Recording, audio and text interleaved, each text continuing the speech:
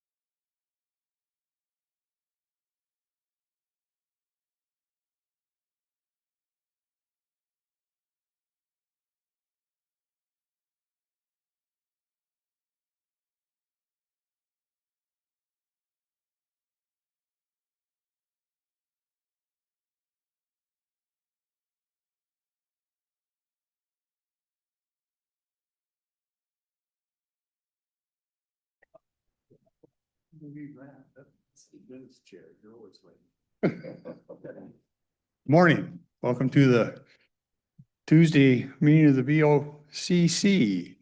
We have with us today our good friend Mr. Larry Russell. He's going to lead us in invocation.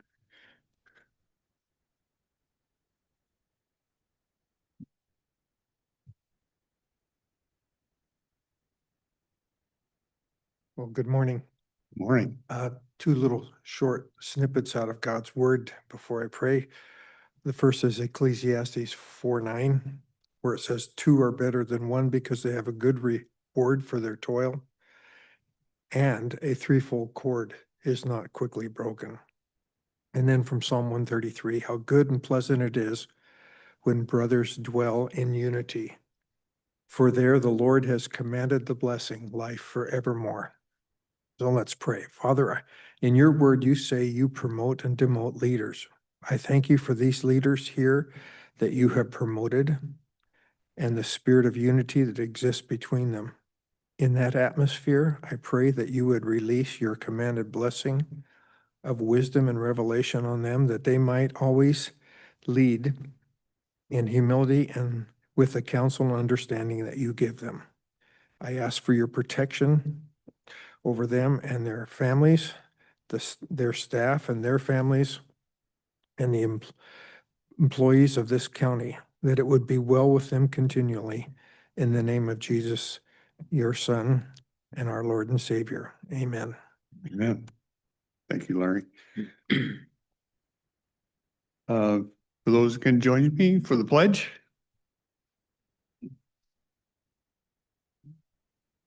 I pledge allegiance to the flag of the United States of America and to the republic for which it stands, one nation, under God, indivisible, with liberty and justice for all.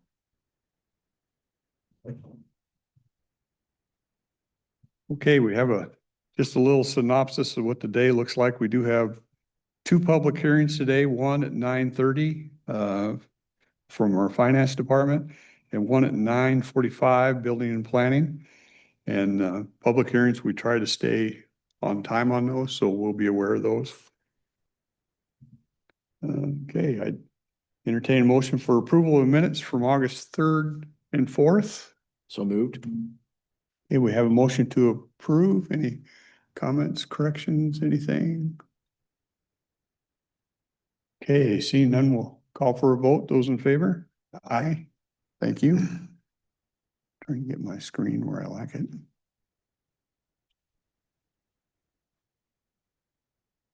Okay, I'll run down through consent agenda. Call for hearings, finance department.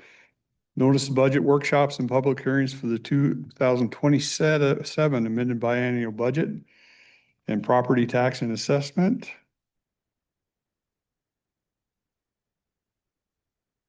When is that, Sean? Usually has a date here. Am I missing something?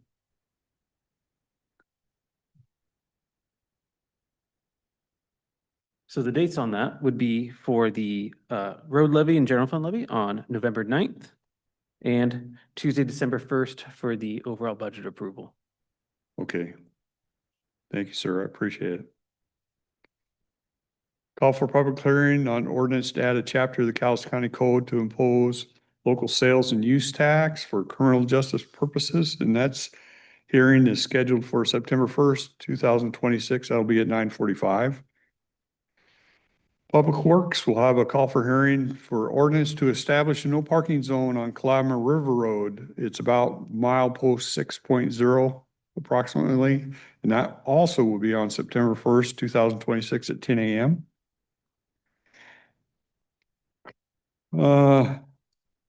Letters notices, we have a preliminary 2027 budget estimate from the Lexington Flood Control Zone District.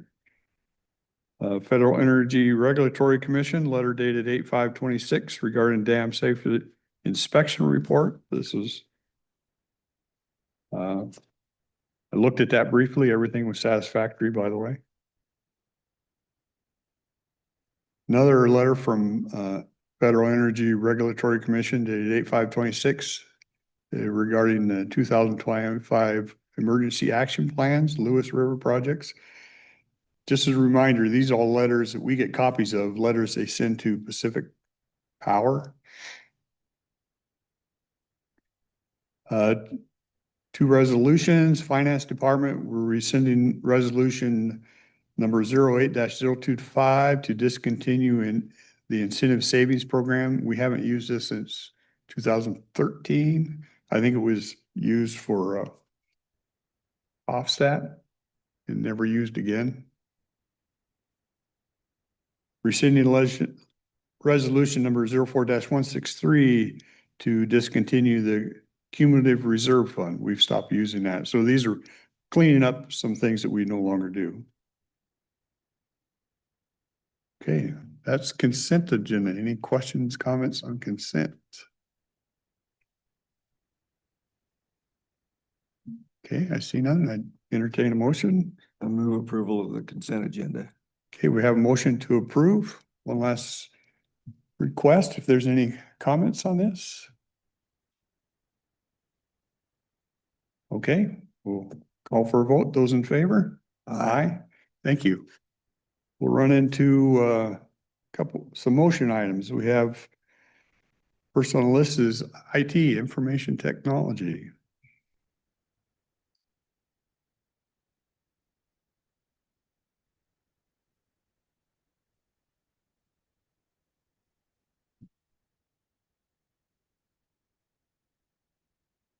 And Morning, Commissioners. let me just clarify real quick. We have one, item 11 is not part of IT. We'll take that separate. We just got it listed wrong in our thing. Okay, I don't have that in front of No, me. yeah, you're good. I was just, when they look at the agenda, they might think it's part of this, but it's not. Okay, Director of IT, Mac McCoy. So I'm here for funding requests for 4 items. The first one is the Microsoft 365 Enterprise renewal. And the reason for that is we are in our last year of our current 3-year subscription for our G3 license for our digital back office. The cost there is 1.3 million over 3 years. As part of our renewal, there was an ongoing effort to actually activate Teams chat with the awareness that public records would be a part of that. That part of it was an unfunded portion associated with turning on this feature that rolled into the 1.3 million, which is an additional 80,000 per year or 243,000 over 3 years. Our standard G3 license doesn't give Cowlitz what it would need to have the capability of managing public records for Teams chats. So therefore, we would have to purchase a premium add-on for every user in order to remain in compliance with Microsoft licensing model. The add-on is called the Purview Suite Government Subscription Per User Add-on. So the options we have in front of us is option one, renew the G3 license as is, no change to Teams. Option two would be renew the G3 license, turn on Teams chat, purchase the unfunded Purview add-on. Option three would be renew the G3 license, turn on Teams chat for a department and use that as a use case. So as part of our effort to remain fiscally responsible, I'm recommending that the deployment of team chats be delayed. This will avoid the additional costs at this time while also preventing the county from introducing unnecessary operational and public records risks before the appropriate funding and controls are in place. So this would adjust the cost, the 1.3 million to 1,068,000. That's the reduction in cost there. So I'm requesting approval for that. Okay. So moving on to the next item here, which is the CrowdStrike Falcon. So the CrowdStrike Falcon is an agent that's deployed to every server and workstation for threat detection. This is a renewal. Something that's necessary for the county to continue our cybersecurity resilience. The cost there for 12 months is $94,247. Requesting approval for CrowdStrike Falcon. The third one is the Oracle PeopleSoft through Mythics. That's basically our PeopleSoft for licensing. The previous contract was 3 years. This current contract is 2 years, with an option to purchase the third year if necessary. And the last item that I have here is our PeopleSoft Managed Services. This is a continuation of the augmented services that we have from our managed service provider, BGSF, now Inspire, to continue making sure that the county can run day-to-day operations for PeopleSoft.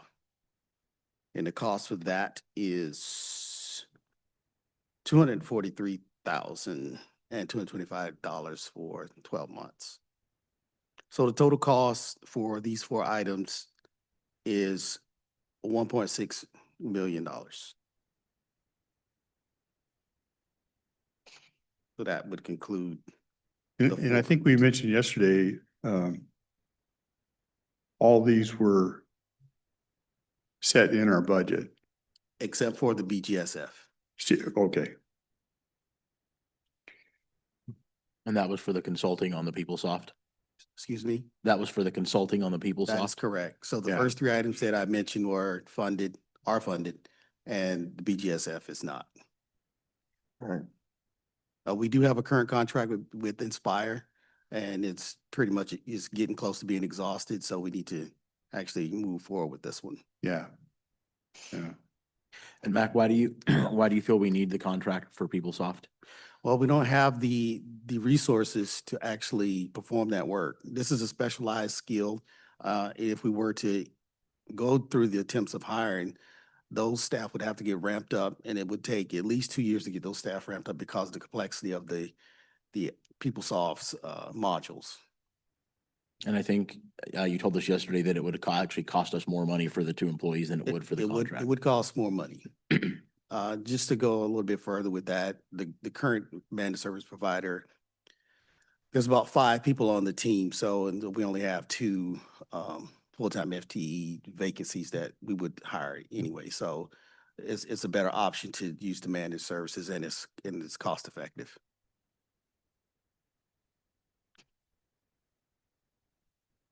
What services does PeopleSoft provide us? So we're talking about benefits for benefits for HR and payroll. There's other services for the treasury that they provide, but mainly that.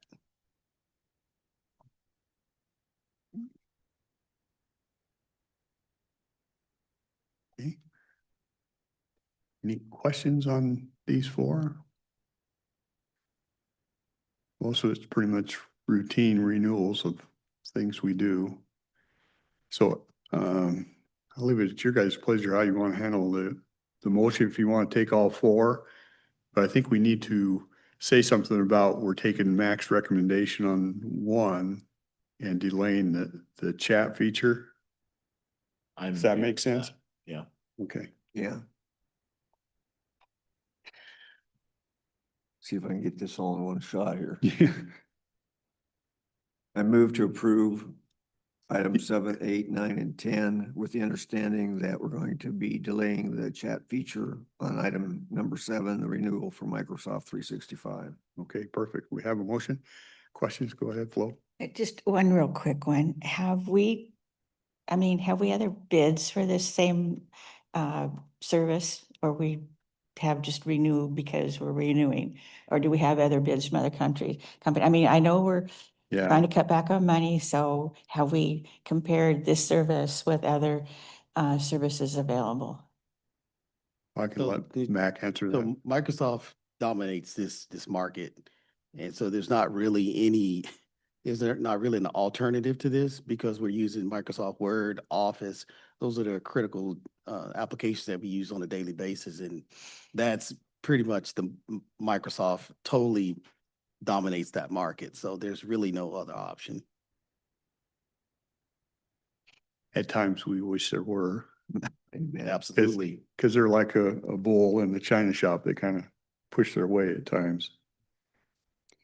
Okay, so we have a motion for those items. Another call for any questions? Okay, seeing none, we'll call for a vote. Those in favor? Aye. Thank you, Mac. All right, thank you. Scott, DEM, the response plan.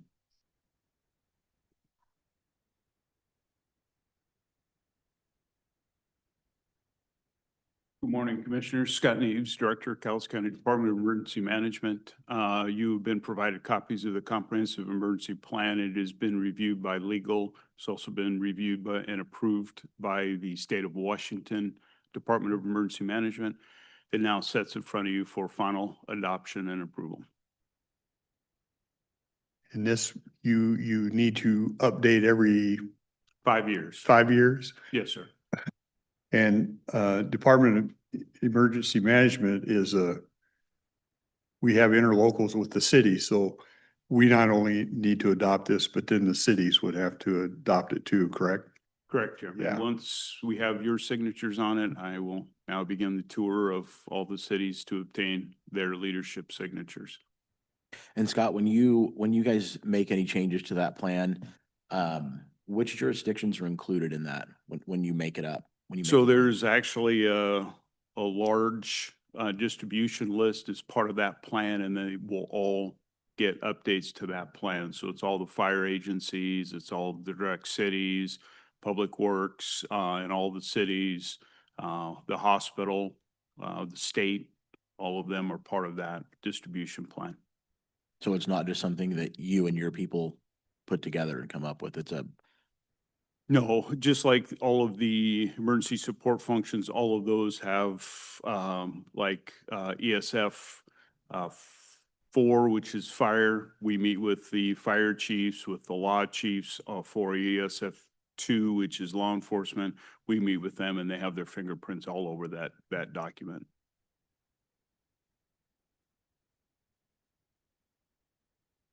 Okay.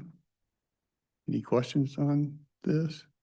I might put this is off script, but Scott did a great presentation for us yesterday, and I don't even remember what the day went kind of long, so I don't remember at what timestamp you started coming on, but he talked about the emergency plan, but also and part of the discussion was on Nippon and what happened out there.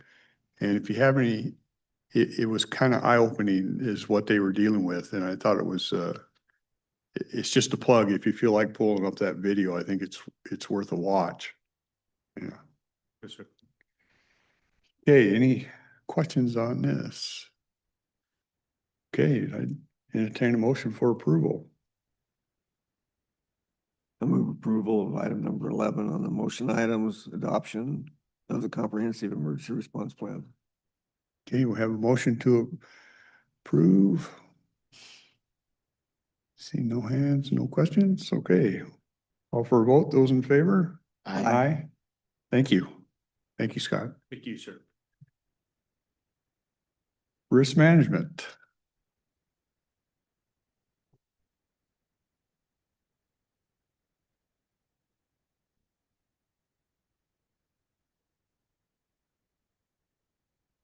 Sally Pierce, Risk and Safety Manager. Risk Management is seeking approval to move to a new workers' comp claims TPA company, which handles all claims from cradle to grave with a claim management team, electronic dashboards, and quarterly L&I reporting, along with bond renewal support and much more. This transition will free up my time, being a small department now, and allow me to focus on bigger agenda items that will remain a strong focus for Cowlitz County. I can now prioritize safety and risk priorities for the overall safety and security of Cowlitz County. This is a cost-effective recommendation to mitigate all future workers' compensation claims.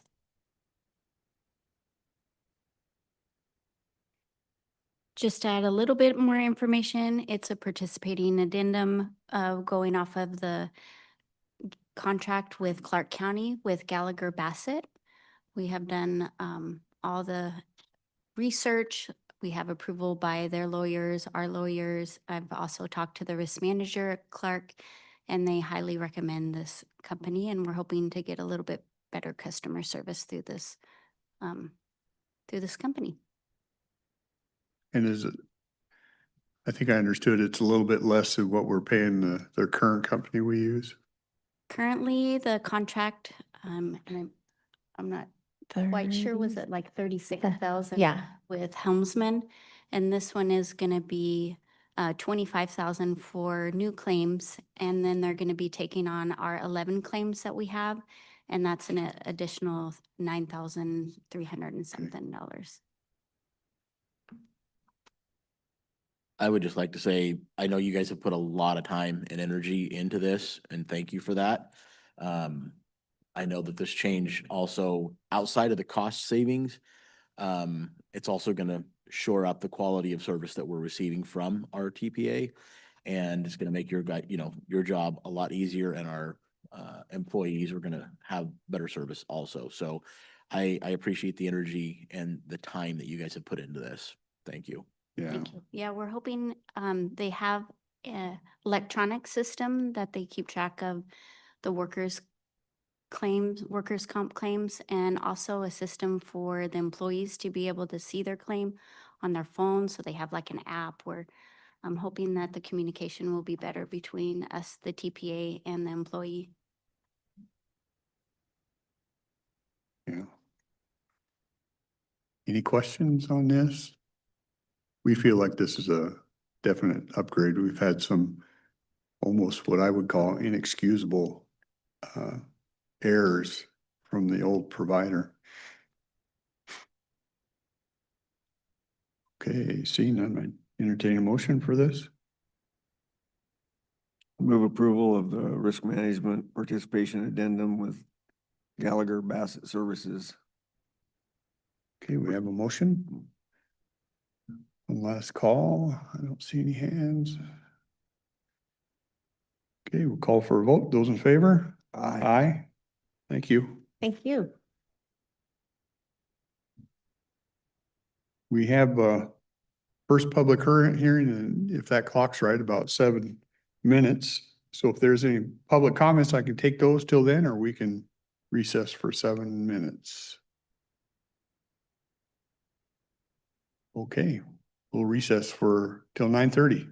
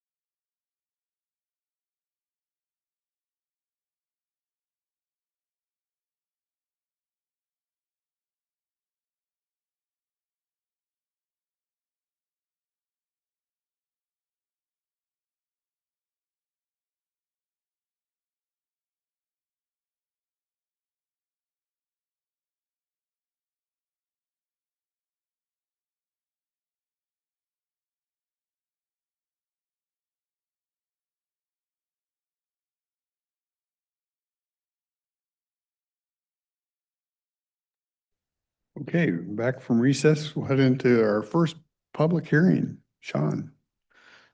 Good morning, Commissioner Sean Rowe, Finance Director. Today, we have our second budget amendment of the year. It's to record changes that have happened since our June budget amendment, decisions that the board has made involving new contracts, personnel changes, debt issuances, and things of that nature. If you have any specific questions on it, we can help. I don't think there was any huge stuff this time around, right? No, our largest items are going to be our contracts with the Corrections Department, and then the issuance of debt on behalf of the PFD and recording all those entries.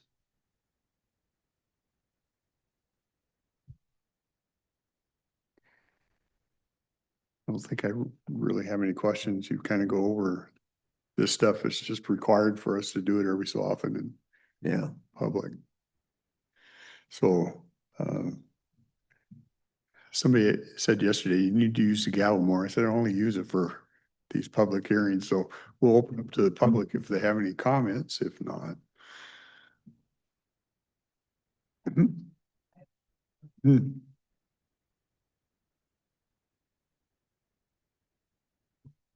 I'd like to make a set of comment here. Just because we have done things in the past and set a precedence about raising salaries or doing something does not mean that we have to continue to do so.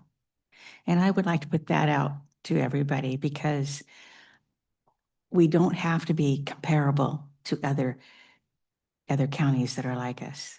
We don't have to, and we can still get very highly capable people to fill those positions. And we need to think about our budget comes first. We don't have to do what somebody else is doing it. We need to stand up for our own budget. Thank you.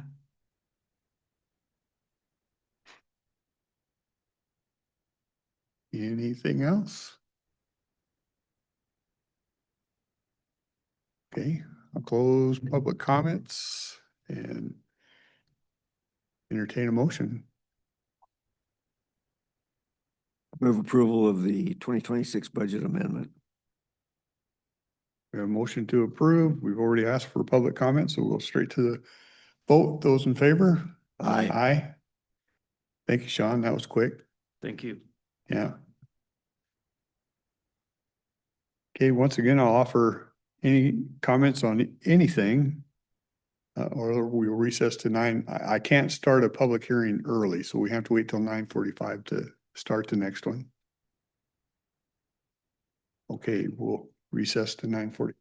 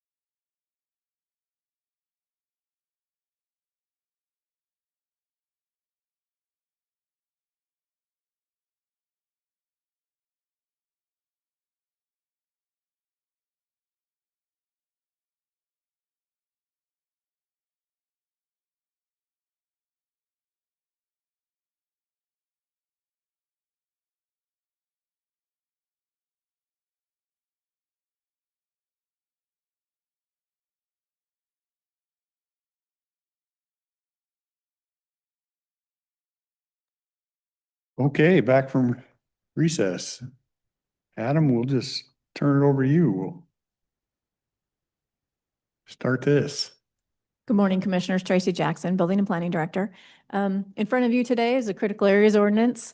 I'm here to congratulate staff on getting us to this point. We've used a consultant. We've had Adam Trimble, Planning Manager, Sahara and Cody taking the lead on a lot of this stuff.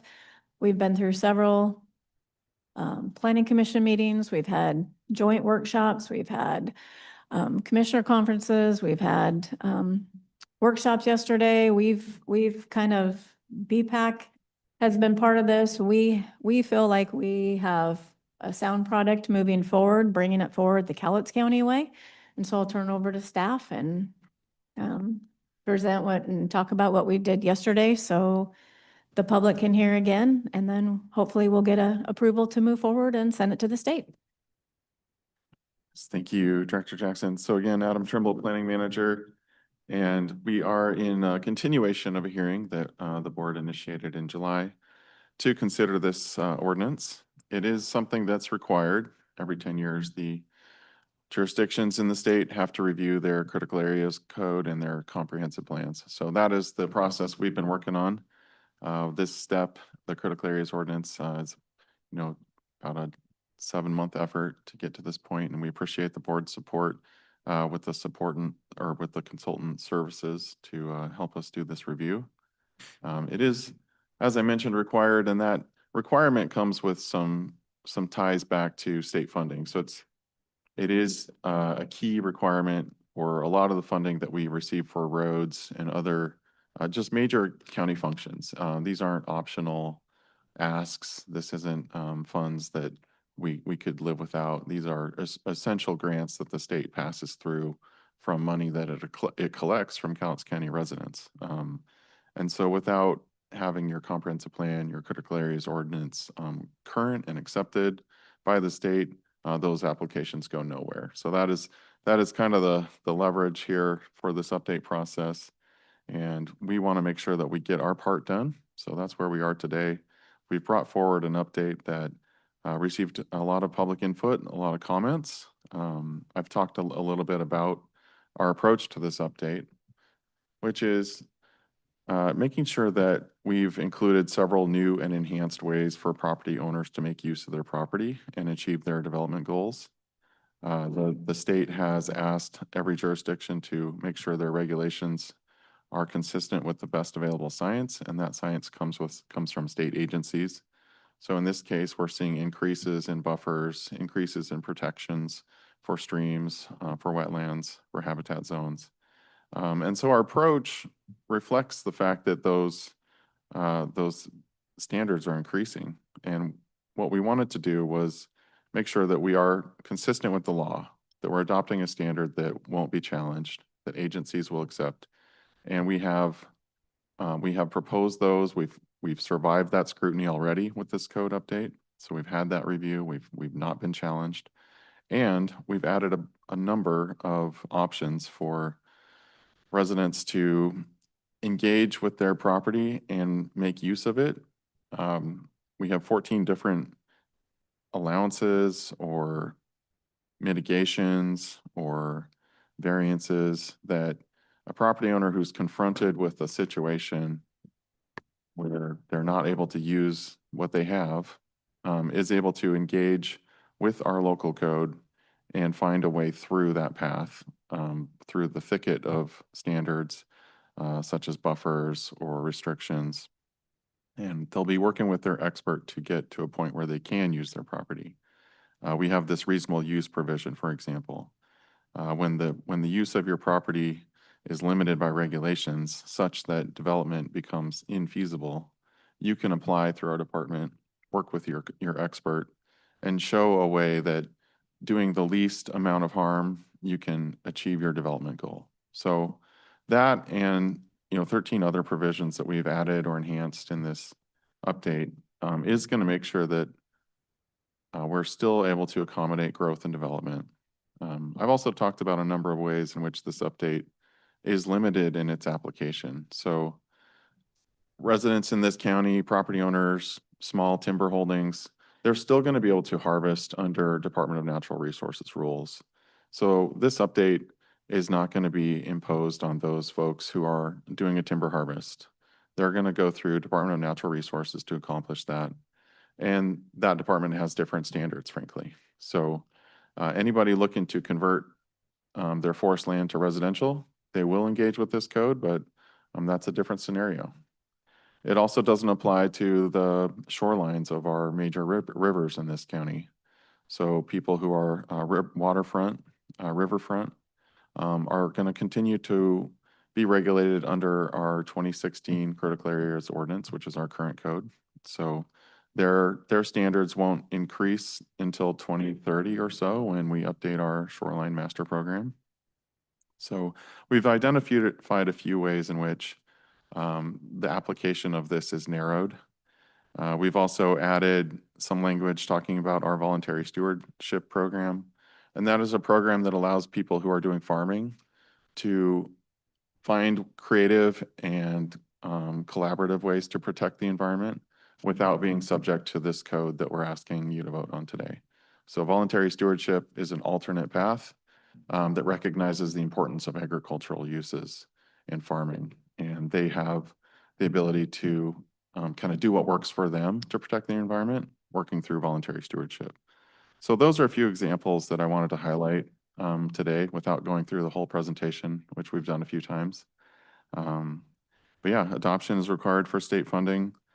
We set the effective date 30 days in the future. You could even consider increasing that to 60 before you vote on it if you wanted to ease into it a little more, but that 30-day delay is going to give us a chance to alert anybody who's working on a project that regulations will change soon, and you can vest your application by applying right now. So I want to say thank you to Planning Commission, to staff. Our team of planners have worked with me on this right up to the end. Our Building and Planning Advisory Committee, which provided key input to the board for your consideration and your questions. So with that, I want to encourage you to complete your public hearing and consider a motion to adopt. Thank you. Adam, you said that the the planning commission was on board with these changes? Yeah, we had a 3-2 vote of the members present at the last meeting. So, you know, there's definitely a lot of consideration that this is, you know, unasked for, that this increase is not informed by our local experience. The motion to recommend approval came with the idea that, you know, if the county's not able at this time to produce its own best available science study that would support adoption of standards that might be more consistent with our current code, then, you know, the recommendation is to approve. And that kind of acknowledges that that is the path to having a code that stands up to scrutiny, is if you hire consultants to produce your own study for your county or your jurisdiction, then you can justify a standard because the law says you must base your standards on the best available science. And for now, we have the agencies that are conducting that science and making rules around it. Our consultants, with all of their experience and wherewithal in this state, have found the path to a standard that is acceptable, but not exactly what the state standard might point towards. So that's what this draft contains, is not exactly verbatim what the state agency wants, but that, you know, fits better in line with our county and has survived scrutiny from those same state agencies. I would just like to say, I appreciate all the work and energy that you guys have put into this. A couple of things. When you talk about best available science, that follows the dollar and that changes. If we look at the best available science that we have through COVID, I would say that changes. The best available science, particularly with regards to the buffer zones and non-riparian streams, I have read more science that says that it doesn't impact it than does. And so these types of things, the problem that I have with them is that we are locking in our citizens to the best available science for 10 years. When in 10 years, we might find that that science actually wasn't any good and we did a whole bunch of stuff for nothing. So that's just one of my concerns. And this isn't about you and what you guys are doing. I understand you guys are trying to work within the parameters that you have. But to me, best available science can be bought. It has a price. And that's my big problem with it. A question that I do have for you though is the mitigation options that we have, do they increase the cost to the developer or the person working on their land? And if so, how much? Yeah, it's a nuanced answer. So if your buffer increases, so in the after scenario, after adoption, you may have to hire a consultant to evaluate that critical area. Whereas when it was a smaller buffer, you might have been able to avoid it. But the caveat here is if you're unable to avoid a critical area on any scenario today or in the future, then you need to hire an expert to help you manage how you're going to mitigate your impact to that critical area. So a biologist, for example, helps you figure out what's the least impact you're going to do and what's the compensation or the averaging of the buffer, and they produce a report. So that actually doesn't change much. Anybody who's not able to avoid ends up hiring an expert, and that expert's going to engage with our code. They're going to use one of these measures. And so that requirement to have an expert isn't going to change based on the adoption of this. It just gives that expert a lot more tools to work with the owner. But not every exemption or gray area that we're recommending of these 14 things cost money either. Some of them are just buffering averages, or there's an administrative appeal that's done in our office. So there's different things that can be done that don't cost the homeowner money. It's just the creative way to get them to what they want to do, to build what they want to do or produce or develop their property. We tried to find ways that it wasn't about the money. It was about what they want to do with their property. We were trying to make it the most user-friendly for the property owner and make it the county way that's still past enough up north.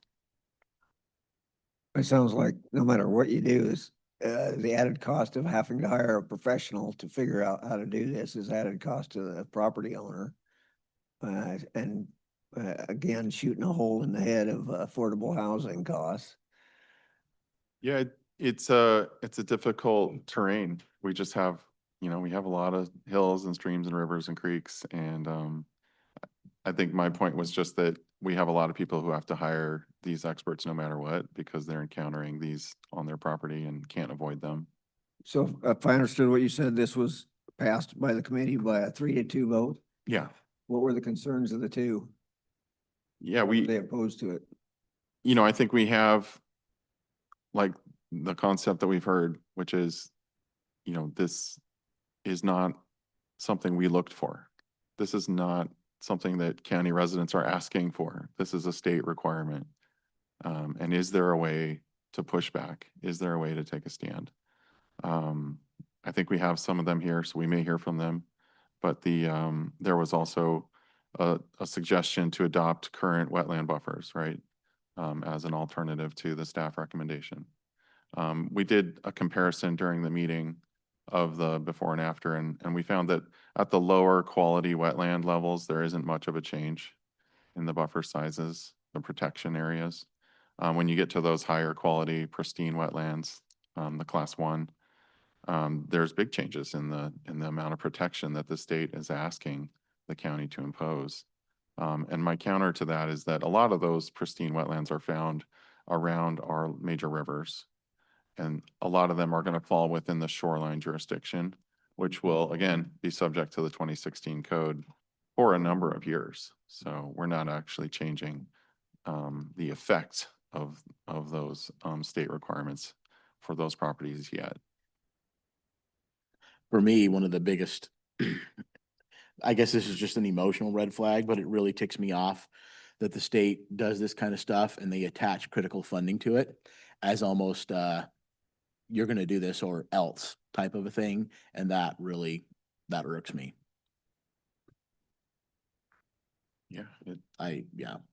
Adam, I have several. This crap kept me up last night. You, and I'm not picking on anybody. People take me as mean because I can be direct with my questions, but I'm really not picking on anybody. You said road funds can be affected, so they can just take our road funds, is what you're telling me? Have they done it to anybody?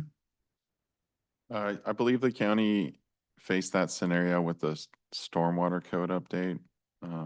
Not sure exactly what the year was, maybe 2015 era. But what if Board we of just, County Commissioners if I did don't not. spend the money, I just keep the money here? Yeah, I mean, the state, mean- so the state collects a certain portion of the sales tax and. I get property tired of tax, the And then sends it Commissioner back Rader, our way. I get tired of the Wouldn't it? threats, and I don't really respond to threats. I just think that's nonsense. You said we could go by DNR rules for people harvesting off their property. So does DNR not have to play by the same ecology rules that private enterprise does? Is government given different set of standards than private enterprise? Yeah. How is that even The distinction moral is or ethical? when you harvest under DNR rules, you replant. So you reestablish that canopy that was lost, that habitat that was lost, eventually grows back. When you harvest under Cowlitz County rules, you're telling us that you want to convert to a residential use. And so that's when our code applies. But we have a way for you to do only 1 acre of your property as county rules. The rest can remain under DNR jurisdiction. When you mentioned when regulations make it feasible that you can't use your property, you're trying to find ways where they can, but at what point is that, does it cross over? Is that not taking of personal property by the government? I mean, how does that even pass muster with the Constitution that you can't just, you're basically taking people's property? Oh, we'll let you pay taxes on that. You can pay taxes on it for us, but you can't use it? I mean.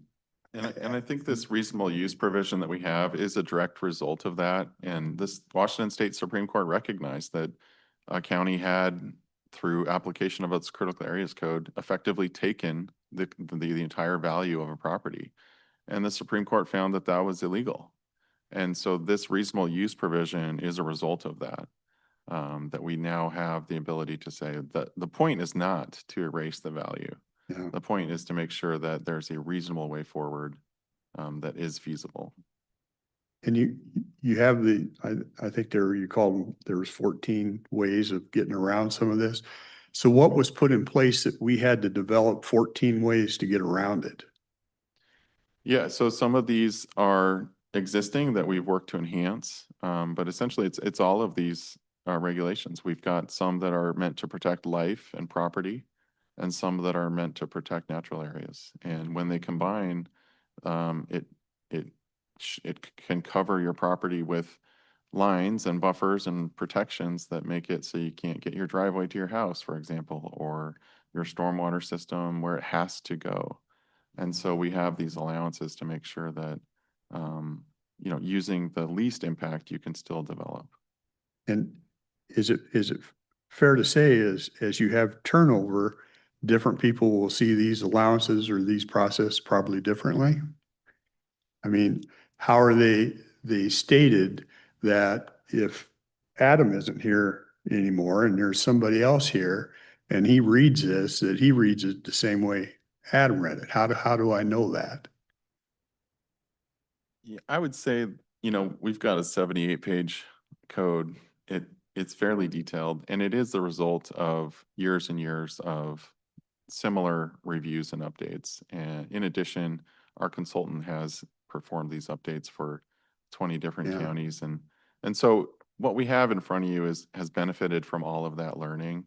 And it is quite detailed. I don't see in here where, a more strict administration, for example, would have an impact on people, because the law is the law. It says you're allowed to apply for this Yeah.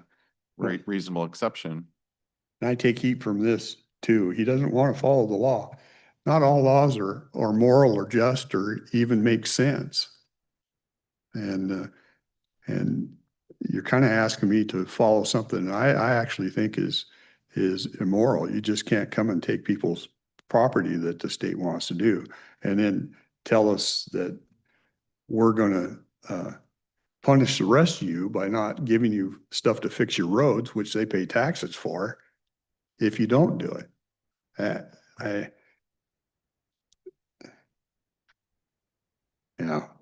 Yeah, I mean, we didn't ask for this update, you know. I it know you wasn't didn't, something and we've I'm been out not looking for. trying to pick on you. I have a lot of respect for you. High frustration from the state and anyway, we can open up and hear some from the public if we want. Let's open up public comment.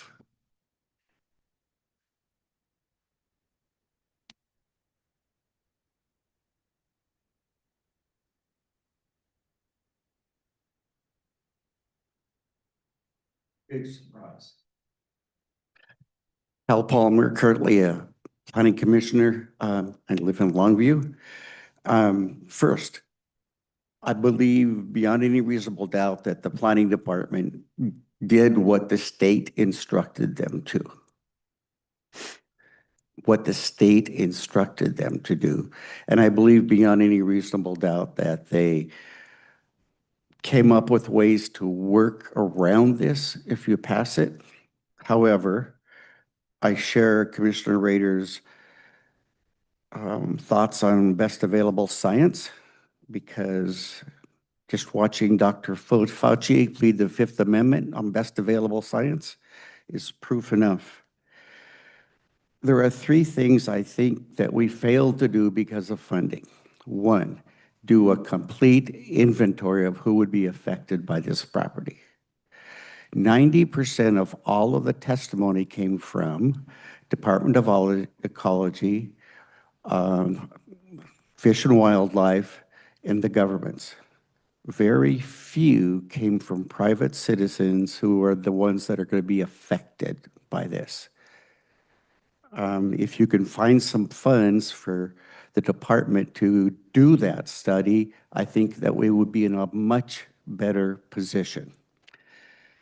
Absent that, I think you have three options. One, you can approve this.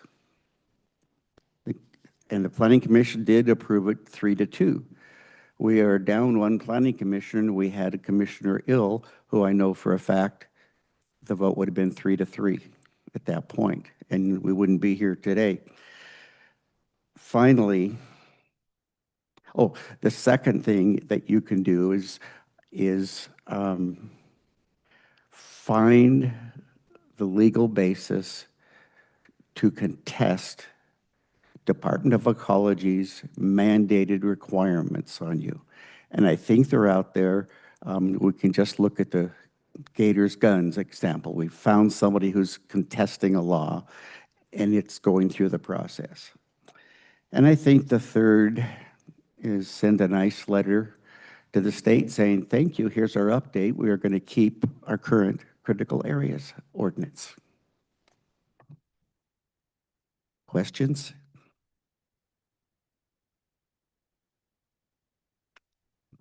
Thank you. Thanks, Al. You.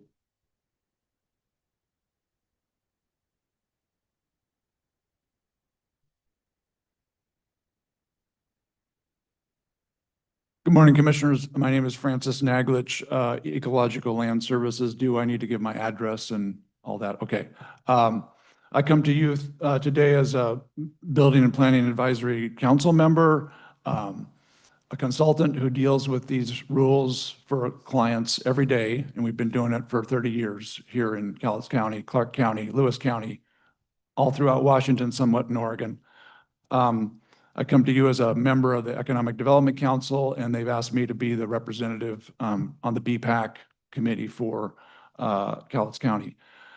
I will say that the staff are in a tough situation here because, once again, we go through this every 10 years. The state comes and says, we want bigger buffers, we want more restrictions. We want landowners to be knuckled down and do less impacts to streams and wetlands. And I can understand that to some degree, but it gets to the point where it gets really difficult for landowners to comply. And so just a couple notes of humorous interest. Just a few weeks ago, I was in the field with a Department of Ecology representative, and he said, boy, the violations are no fun. There's just a lot of violations these days. And then yesterday, I was with Brent Davis, who's the lead biologist for Clark County. And I said, how's things going in Clark County? He goes, we are swamped with violations. So I didn't think about it until this morning. I'm like, oh, okay, that makes sense. We've got more regulations, and guess what? We have more violations. My concern is that it turns the planners and the biologists who have to work in this field as cops. That's what you're going to end up having to be with landowners. And it's not ideal. It's unfortunate. It costs a lot of money to get out of trouble when people violate. And a lot of people violate. Do you know why they violate? Because the costs are so high, they will take their chance on just getting it done without a permit. And staff could probably attest to that. That's the option they are faced with. So how do you get to the end result of what the commissioners have to decide? I do understand that we've had regulations for a long time. Most landowners realize that. I'm suggesting just a couple more. I've been a fly in the ointment since this whole process started. Adam's probably tired of hearing me say the same things again and again and again. There's a couple things I would suggest in this code, whether or not it meets state regulations or not, is up to whatever happens. A couple small suggestions I have, which one of them affects in a big way how landowners deal with buffers. So the first one is just fairly simple with streams.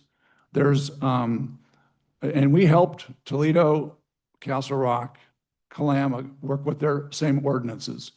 We put a provision under stream classification that if it's a small stream under a foot in width and it only is fed by rainwater, it has a smaller buffer of 25 feet. Now, Adam will say, well, I don't want the county to get involved in defining what a stream channel is. But those cities have decided that they should decide. Now, if you have to cross a stream with a bridge, Fish and Wildlife Service is going to come out anyway, and they're going to dictate what they want, no matter what the county wants. So in that case, yeah, you deal with Fish and Wildlife, and if they want a bigger buffer on that small channel, fine. But for the county, in most cases, you're going to have a landowner who has to do something near that little stream channel with a buffer. And I think, once again, other ordinances have said if it's under a foot wide and it's only fed by rainwater and it's very ephemeral, which is very occasional, basically, we don't think you should have to regulate a 100-foot buffer off of a little drain that comes from your gutter pipe down to the stream. Because maybe Adam wouldn't make that call on whether that's regulated or not, but somebody from Fish and Wildlife or somebody in his future position looks, oh, well, that's a stream there, a 100-foot buffer. So once again, put something in the code that sets these little channels apart. In Cowlitz County, I'll bet most of us landowners who have property in the county are going to have streams and wetlands on your property.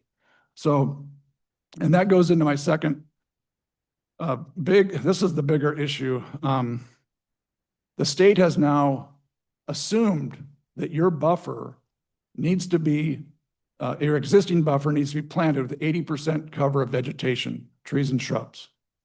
So I'm going to ask you, if you've had property in your family for decades and you've mowed the lawn down next to the wetland or you've mowed the lawn down to the stream, which most people have, and then you want to go in for a different project and do an accessory dwelling or get a garage permit, this regulation is going to require the county then make you plant that buffer of that stream, whatever it's lawn, it's going to go back to, it has to be trees and shrubs, or you're going to increase that buffer another 33% in width. I think that is a takings. That's clearly a takings. And even in Clark County, they apply the same kind of thing too, but at least Clark County has recognized that if if your activity predated the first critical areas ordinance coming into effect, which is usually the late 1990s or early 2000s, that's existing. You can't come back 30 years later and go, oh, that should all be planted. If you want to have a permit from us, now you have to plant that buffer. And that's, so back to the question, do you want more violations? That's what you're going to have. So there should be some allowance in that code which says if your buffer has been mowed in a different condition before this given date, and usually we can tell by aerial photograph that that's existing and should not be required with a larger buffer. Those are the two things I suggest. It's a tough thing to swallow that more regulation is coming. It's not from the county. I know it's from the state. So just asking for those couple allowances. I do appreciate your comments on best available science. If we followed best available science, our speed limits on the highways would be 50 miles an hour because less people would get killed. If we followed best available science, none of us would drink alcohol or smoke cigarettes. But, oh, wait, we made allowances for humans. So let's make allowances for humans to live on the planet too, on their land, because property rights and the ability to gain value and living on your property with streams and wetlands needs to be a cohabitational issue, and it can work together. But having the state say bigger, bigger, bigger all the time is what's hurting the situation. Thank you very much. So before you go, let me ask you a question. Under your scenario where a family owns a piece of property and they've been cutting the grass down to the stream bed, down to the stream flow, if you put an exemption in there, would it stay with the property forever, even if it changes hands, or just stay with the family? Well, once again, I would say that if you said, if it's been mowed prior to this date or this year, like I said, when did ordinances go into effect that even affected this? 1990s, early 2000s? Okay. If it was already existing, then that runs with the land. As long as it continues to be mowed, if you quit mowing it, then of course you lose your exemption. Okay. I do want to bring up one other thing I just remembered. On the reasonable use exemption, so let's say your property is so constrained, you got to find a way to put a house there and develop it. Clark County has come up with an innovative way to kind of handle that cost of managing that mitigation. They've basically said that if you're a single family house, your mitigation cost should not exceed 7.5% of the value of the house and property. So at least it puts a cap on what the landowner would have to pay for mitigation. They're also basically saying if it's a developer doing lots, maybe at 6.5%, it's lower because it's a different, developers just developing lots, not the houses themselves. So think about putting some sort of guidance in there for county staff when a reasonable use exception comes up that maintains that mitigation cost. Because as you know, a lot of people will just walk away from the property and go, I can't afford the mitigation. Any other questions?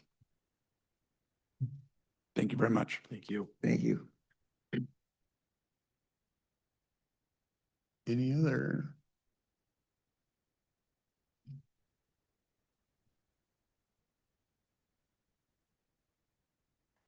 Sorry, I didn't make the meeting. We had a family emergency type thing.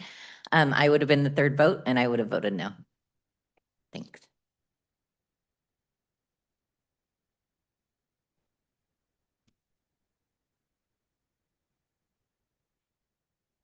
See if I can get up here without tripping.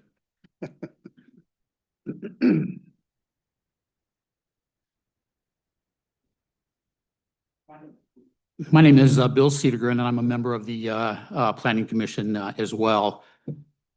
When we started on this several months ago, I don't think this thing, I know this thing wasn't very palatable to me, and I don't think it was to any of the people sitting on the Planning Commission. I want to compliment Adam and his staff for all the work they've done on this thing. I think we sent them back 4 or 5 times to try to work on this or to make it a little easier for landowners and stuff.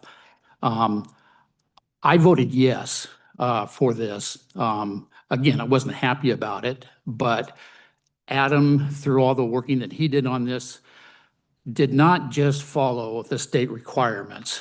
He did some things to make it a little bit more palatable, to make it pass the necessary judgment that the state would make on it and stuff. It's not a great thing that any landowner has to face in this. But the fact that funding can be held up makes me sick too, Rick, to be very honest with you. But I guess the way that I looked at it was the needs of the many outweigh the needs of the few. So that's why I voted on it. And again, I compliment Adam and his staff as far as how they handled this. Thank you. Thank you.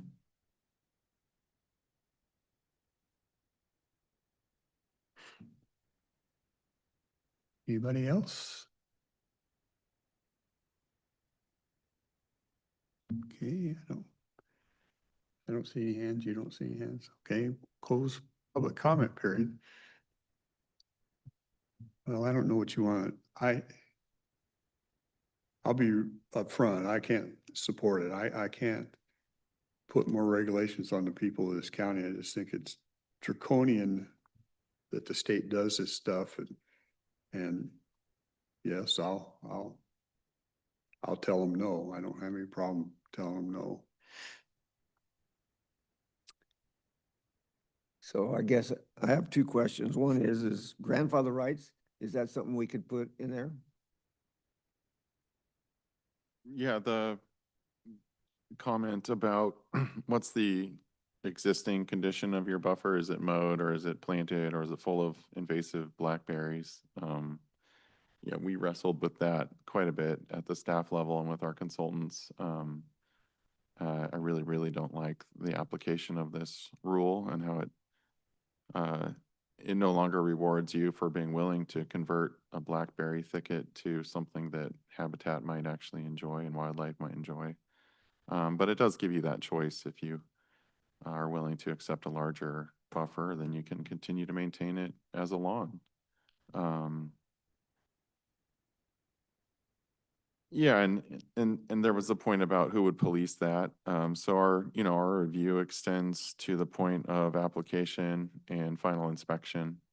So, we're a county. We're covering hours-long drives with our staff to visit sites. I think that the cities have to take their own stance, and in a city, I think there's a much greater acceptance that this is a place that humans are going to live. So we did take the approach we took, which was to put in a number of measures where even if you do choose to maintain it as a lawn, and that choice results in the buffer increasing even more, you can still engage with this code. You can still do buffer averaging. You can still do mitigation. So that choice to keep your lawn, it still allows you to work within all the tools that are in this code and find a way to make your development plan happen. But it's acknowledging that those areas around streams and rivers, when they're planted, provide habitat and they provide clean water and filtration. So, and that's kind of where that rule came from, I guess, but I don't like the way it's being applied. I don't like the way it no longer rewards you for maybe removing a blackberry thicket. And in terms of grandfathering, our code is containing the new rule. So it's going to assume it's either planted or you're going to make a choice about a larger buffer. So it doesn't, in that sense, it recognizes it. It just imposes a larger buffer. It doesn't force you to get rid of your lawn. You just have to accept the larger buffer. And then if that larger buffer doesn't work with you, you engage these tools to do the project that you want to do. If you're building on a grassy area, your impact is going to be less. So hopefully your mitigation is negligible. Okay, so my second question is a cap on mitigation costs?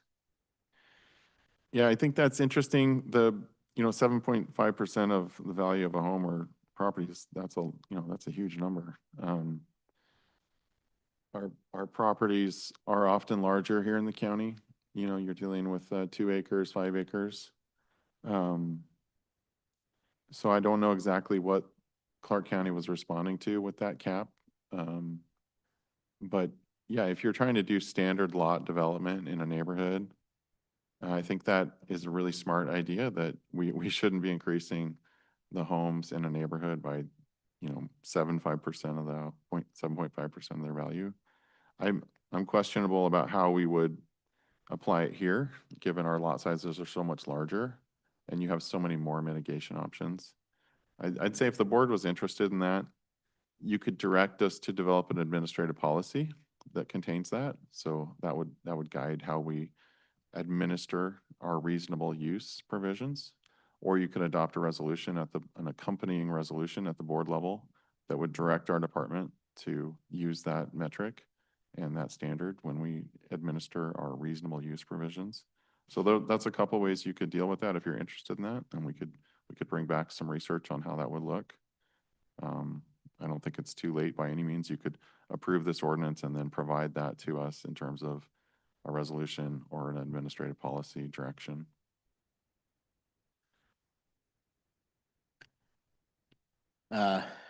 This recent conversation, Adam, with you and Commissioner Farrell, just proves to me one thing, and that is that all these things are interpreted differently. Clark County's interpreting that one way, we're interpreting it another, and who is to say that in the future somebody else isn't going to interpret it, some way completely different. I really do appreciate all the energy and the effort that you guys have put into this. I don't know what the course of action would be if we don't vote this in and the county withholds funds if we choose to, or the state withholds funds if we choose to sue the state.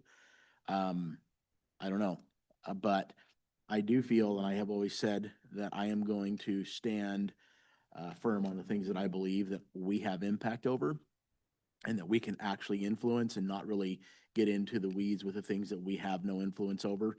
And I believe that as commissioners approving something like this, we have a say in this, and we have influence over this. And my problem is the best available science. We're talking about non-riparian streams that are there when it rains. We're not talking about something that is there all the time, that has fish in it, that actually feeds into our larger tributaries that go into the Columbia. A lot of these things I have a problem with because, like I've said before, the best available science. Well, that has a price tag. And so if we don't vote this in and the state chooses to withhold funds, then I don't know what the process looks like. We sue the state for the money that they collected in tax from our taxpayers, under the understanding that this goes to fix the roads. But at some point, I do believe that we need to stand up to the garbage that's shoved down our throat. Unfortunately, you guys have put a lot of time and energy into this, and I really do appreciate it, but I'm not in favor of it either.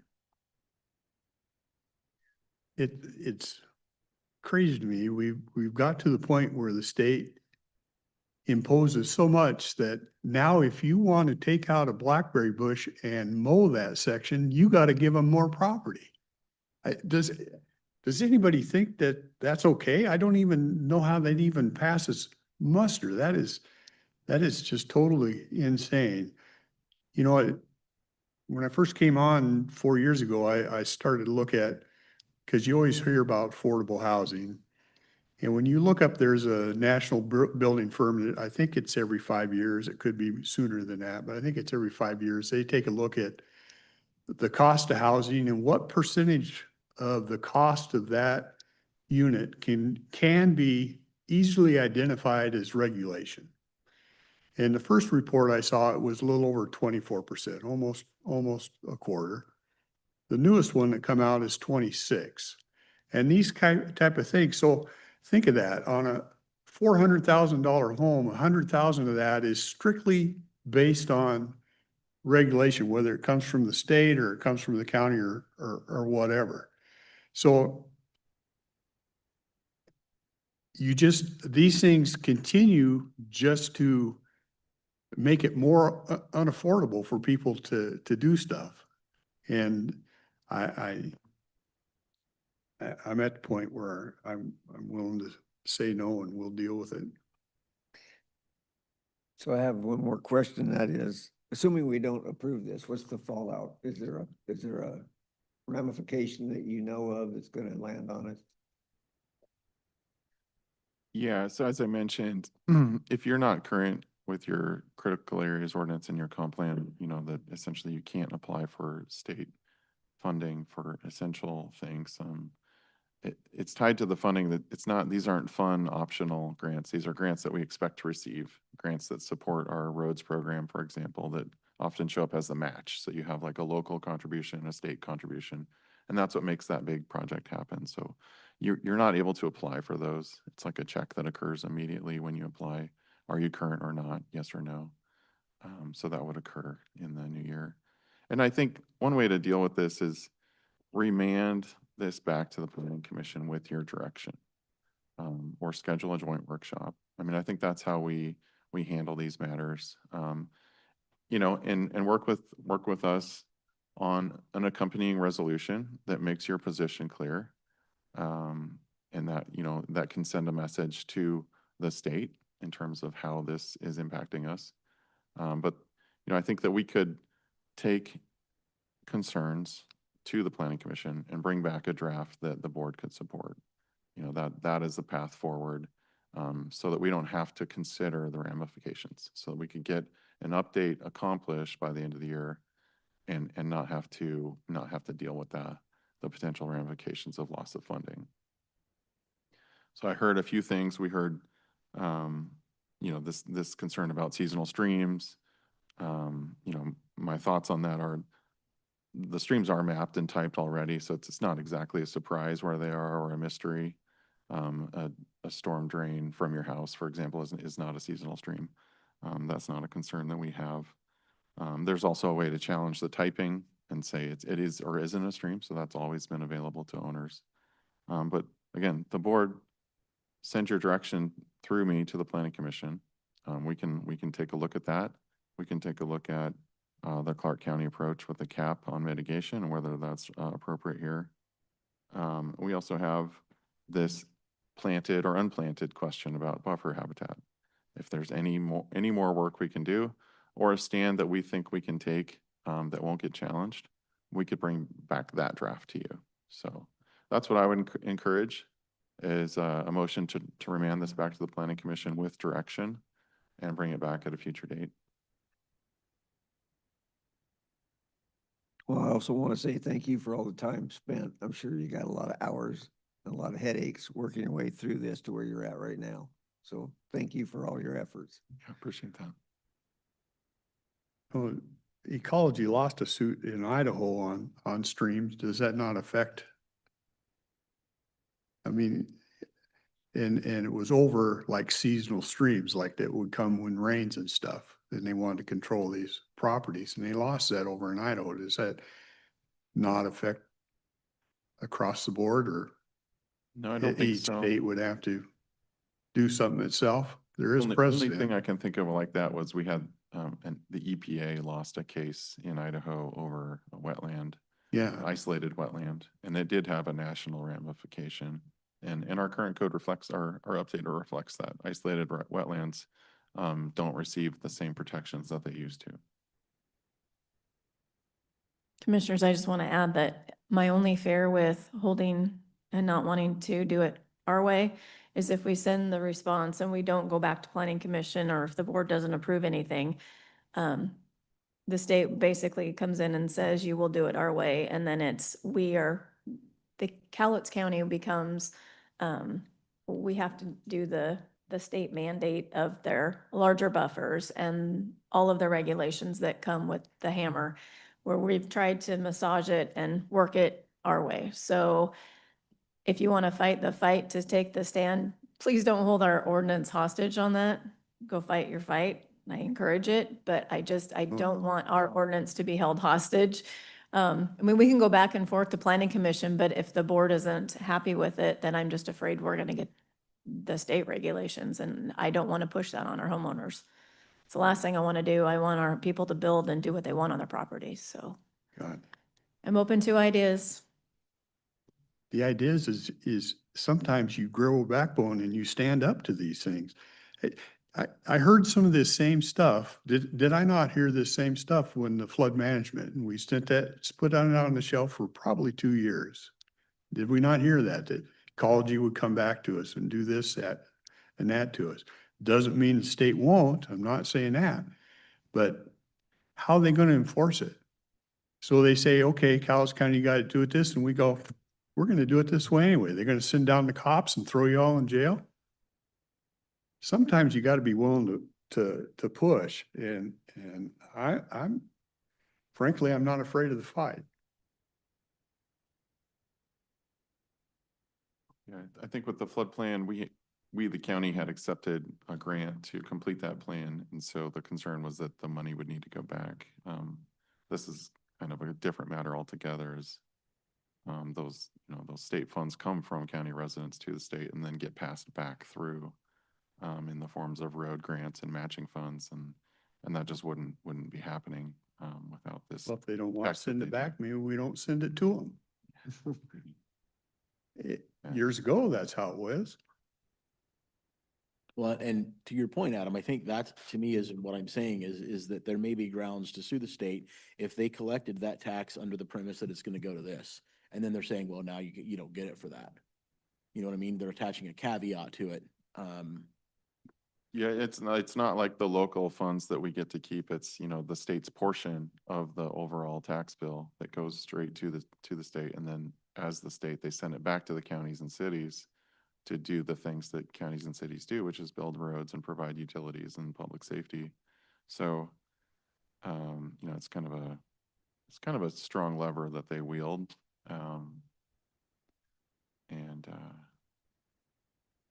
Tracy, you said if we don't do this, they just impose their original stuff that they shoved down our throat with none of the mitigation options that we came up with. That's correct. How do they do that? That's what becomes our code. And it's in 2027, effective January 1st, 2027. That's because that's what we have the extension until is the end of the year. So if we don't have anything delivered to the state, then we basically adopting their standards. By the end of this year? Mhm. Well, won't our code still be on there? They're going to come in and rewrite our code? No, that's what we just have to, all development would have to go by the state regulations. Am I saying that correctly? Yeah, if state law says that this ordinance needs to reflect state standards, and it doesn't, then it's subject to challenge in the courts. And we saw Skagit County lose that case where they had adopted a law that was then found by the court to be not consistent with state law. And the remedy was imposition of what the agency had recommended as the environmental protection. And so They weren't that's sued kind by of the state though, scenario. were they? They were sued by By a couple of groups. some environmental groups. firms. That can Yeah. happen at any point in time to anybody. Well, I mean, it certainly could happen if your 2016 code is being carried forward with none of the updates that we're proposing, because that's clearly not consistent with state law. The update we're proposing has already survived scrutiny as being consistent. And I think the Planning Commission could further modify it where there might be a question about its consistency, but it wouldn't be obviously inconsistent like our current code. I actually want to ask one of the developers in the room, if this doesn't get approved and the state goes to their code, what are you guys going to do? Are you going to go by state code or by what our code as a county has been? And who's going to do the policing? Yeah, that's kind of why I'm asking the question, because if it's a moot point. They're gonna give them brown shirts and send them out. Wayne Nelson, here on behalf of myself. I do have familiar both on the public and more extensively on the private side. But you hit the nail on the head. It comes down to enforcement at the local level. So if the state model ordinance is imposed by the courts or by the state, then it's at the local level to enforce it. What happens after that, I don't know. You know, we're going to do what the law says. So we will comply, because there's simply too much risk, too many potential ramifications if we don't. You know, when we develop, our first goal is avoidance. So we try and stay away from the critical areas. That just means that we're using less property. So the property we are using makes it more valuable and the costs go up. And the bigger concern is just for the layperson to navigate any of this, they will need an expert. They will need to hire a biologist. There's no way around it. And it will add costs no matter what. So with that comment, putting a cap on somebody's mitigation cost, how would that work if the cost for the biologist exceed what that cap is? How's he going to get paid? We have to take that into consideration also, right? Mhm. Because if that cost is going to exceed whatever cap we're talking about, the biologist has to get paid. Correct. So that's a consideration. Okay. So given this situation, what would you prefer? I think that Adam's correct. I think it goes back to the planning commission, and we do try to massage it in such a way that it is I appreciate your frustration because there is no good answer. I don't have a solution. I think though that we do take the next step and make that effort to go back to the planning commission, work through some of the finer details and get it at least somewhat palatable. Because there is no doubt there will be some imposition of a updated ordinance. That's a matter of fact. And what that looks like, now's the opportunity to control that in the local interest. If we don't, it'll be decided by the courts and or the state. So I do think we should take another crack at it. Okay, thank you.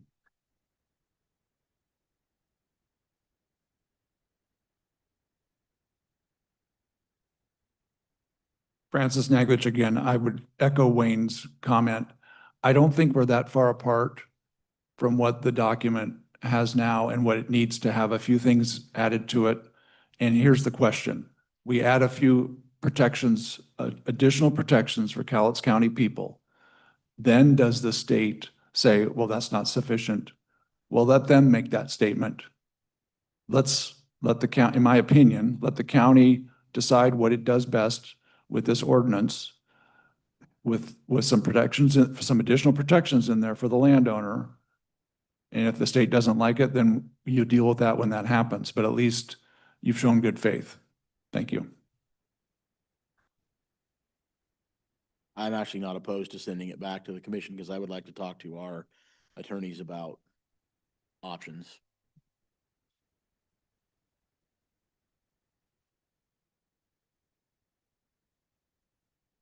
Yeah, I'm good with that.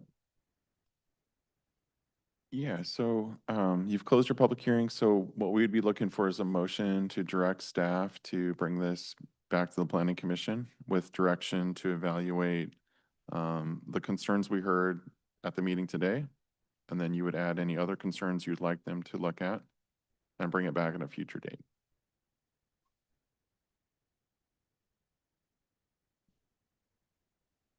So is the public hearing done? Yeah. Okay. So I would move to send this back to the planning commission to address the additional concerns that were discussed here today. And as best as possible, include as many or all of those as possible and bring it back at a later date. Okay, we have a motion. And all kinds of public comments, so we'll just go straight to vote. Those in favor? Aye. Okay, we'll send it back there. Thanks, Adam. Great, thank you. Thanks, Adam. Okay, one last opportunity for public comment on anything else before we close this down. Okay, seeing none, we will adjourn. Thank you.